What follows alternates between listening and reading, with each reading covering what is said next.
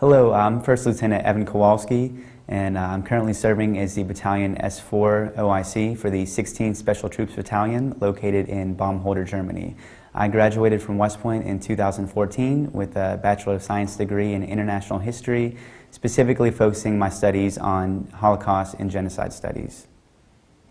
So going back to when I was in high school, to be honest, I never really initially intended on studying this field, nor did I ever plan on serving in the military, for that matter. So in high school, following in my brother's example and seeing all the opportunities that West Point provided, I made the decision to join and serve in the military by going to West Point. And while I was there as a young plebe, I began questioning my decision to join in the military and to serve and what all that entailed. And specifically, I began asking myself, why do people kill? Why am I willing to put myself in a position where I might be killing other people or directing people to kill others and potentially be killed myself? And I began asking myself these difficult questions. And upon further investigation, fortunately I was blessed with wonderful history instructors in which we tackled similar and related concepts. I became exposed to topics such as race, ethnicity, and nation, and a lot of these concepts that help answer that initial question of why people kill one another and those motivating factors. And once I began investigating that concept further, and that question of why we kill, and the epitome of that obviously being mass atrocity and genocide, is when I truly became engaged in this field of study of mass atrocity and Holocaust and genocide studies. And from there, the field is just massive and expansive, and it goes on and on. But I would have to say the thing that I've really taken away the most from this area of mass atrocity studies is that it's really just normal people who are the perpetrators of genocide, and that is one of the most disturbing facts, but also one fact that keeps me motivated to the importance of this field of studies, that it truly applies to everyone regardless of their backgrounds. So as a cadet, I participated in the Auschwitz Jewish Center's American Service Academies program, and this involved a 2-week intensive study in Washington, D.C. and in Manhattan, and then also traveling into Poland to see some historic sites related to the Holocaust, to include Auschwitz itself. And also as a cadet, through the Center for Holocaust and Genocide Studies, I attended several seminars with the U.S. Holocaust Memorial Museum in Washington, D.C., and also had the fortune and pleasure of meeting various scholars and invited guests to include Deborah Dwork, Benjamin Ferencz, and James Waller, who all provided great information and knowledge regarding the Holocaust and genocide studies. And since being a cadet, I've also had the opportunity to study a seminar at the United States Holocaust Memorial Museum related to religion and genocide studies as well. So the Center for Holocaust and Genocide Studies and my experience at West Point studying these topics has fundamentally shaped me as a student, as an officer, as a leader, and as a human being, for that matter. I have developed a greater regard for humanity as a whole, and more so the importance of passing on this regard to fellow peers and also soldiers in the Army, and understanding that the influence and the impact that they have and the decisions that they make and how they can affect change in a positive way rather than the potential destructions of poor moral decisions. I would also say that my ethical reflexes have greatly developed, and I understand the importance of a leader to possess these ethical reflexes and make these sound moral decisions even in circumstances that make judgment cloudy, especially in the fog of war.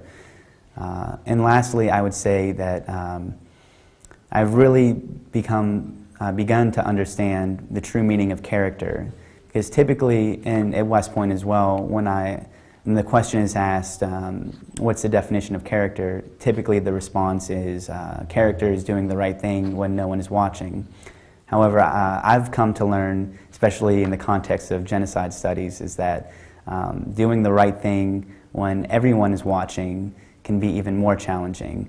And that is when someone's character is truly tested, is that when there is pressure to do unethical things from your peers or even your leadership, that is when your character is truly tested, and that is our responsibility to make those ethical decisions even when everyone else is doing something that is unethical. As officers, we possess the moral obligation and responsibility to be the moral standard bearers for our organization. Our soldiers look to us to make the moral decisions, and often we are charged with the responsibility to make these difficult decisions, whether in a deployed environment or back at home station. And ultimately, it's expected that we as officers make those difficult ethical decisions. Okay. Perhaps I'm a bit biased, but I truly feel that mass atrocity, Holocaust, and genocide studies can be applied to any school of thought or any department.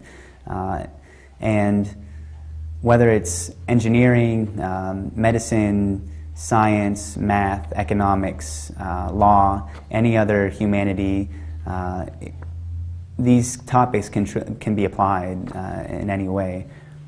Just looking at the Holocaust alone, you had various engineers planning the dimensions of different buildings like gas chambers, and you had doctors who were using their science against patients in very inhumane ways. And it's very important that in all professions you look at the true meaning of what you're doing and the purpose in serving humanity.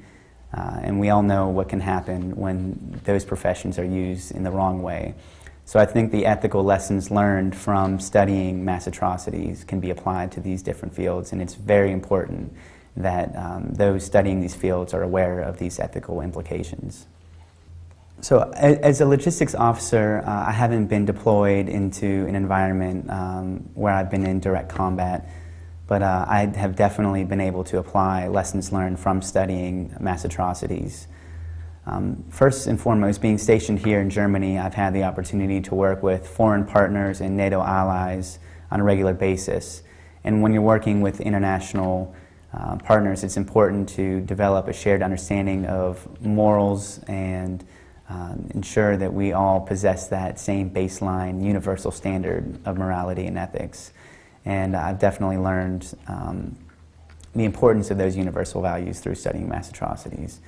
Also, specifically related to logistics, it's important to understand that even logistical planners have a major influence when it comes to mass atrocity and prevention of mass atrocity. And specifically, it's in the planning phase that most logisticians have the most impact, but also at the tactical and operational levels, logisticians do have the ability to prevent these types of acts from happening. And it's important that our soldiers are aware of this. For instance, again, looking at the Holocaust, you had train operators and you had people engaged in different planning phases to make things more efficient, processes more efficient. It's important to understand as logisticians our role in the fight as well, and that we all possess that responsibility to make ethical decisions, even when ordered from higher echelons. So that's definitely something that I always am aware of when I'm making decisions, whether it's in a planning conference or it's ensuring that my soldiers understand the mission that they are to execute as well. I don't view my studies regarding mass atrocity, genocide, and the Holocaust as a body of knowledge, but rather as a way of thought. Through studying with the Center for Holocaust and Genocide Studies, I've developed the ability to critically think and break down complex scenarios and find the causal relationships using historic and factual data to create and generate logical arguments. I think it's truly this multifaceted approach that the Center for Holocaust and Genocide Studies provides that has really helped develop me as a scholar and just as a critical thinker. I've learned that we as human beings are humans first, and that we share more similarities with other humans than we truly realize. And I feel that focusing on these similarities is very important if we want to reduce the violence and destruction in this world. And that is one key takeaway that I've learned in my studies as well. I've definitely developed a sharper sense of ethical reflexes and learned of the warning signs and indicators of the first steps towards mass atrocity, what to look for in an organization, reactions of soldiers, and the morality, the morale of the organization to determine if there are any issues with that unit. I've also learned myself of what to look for when I feel myself possibly slipping in an ethical situation where there are difficult decisions to be made. I've definitely learned that it's very important to make those difficult decisions, even when facing pressure, whether it's from peers or from leadership, that there is a moral compass that needs to be followed and adhered to at all times. In studying genocide and Holocaust studies, I've definitely seen the importance of our armies, West Points, our countries, and the universal values in both theory and practice. So lastly, while I still may not feel comfortable with asking the question, why do we kill? I definitely feel that the Center for Holocaust and Genocide Studies has helped develop a steadfast resolve within myself that humanity as a whole and the values of our army and our country are definitely something worth fighting for.